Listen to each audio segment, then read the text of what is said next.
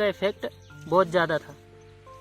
अभी देख सकते हैं कि पूरी तरह से ये रुक गया है और नई फूट आ चुकी है। इसको 1 तारीख को लगाया था, आज हुई है 13 तारीख, तो अब 12-13 दिन हुए हैं। 12-13 दिन। नमस्कार, मारू नाम झाला हितेशभाई केदाभाई झाला, गाम भरोड़ा, मोबाइल नंबर 7046888764।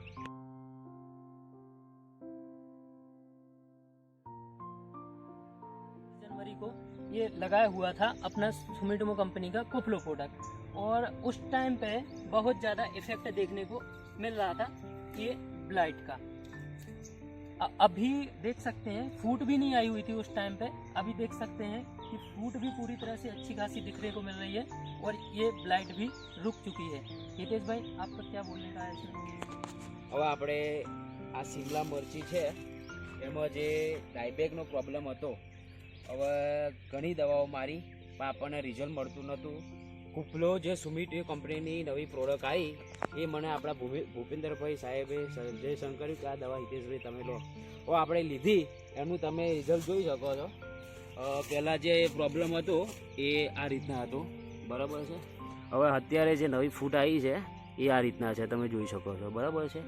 હવે સજેશન એકલું જ કહીશ કે ભાઈ આ દવા બહુ સારી છે, સુમિટો કંપનીની જે કુફલો છે એ.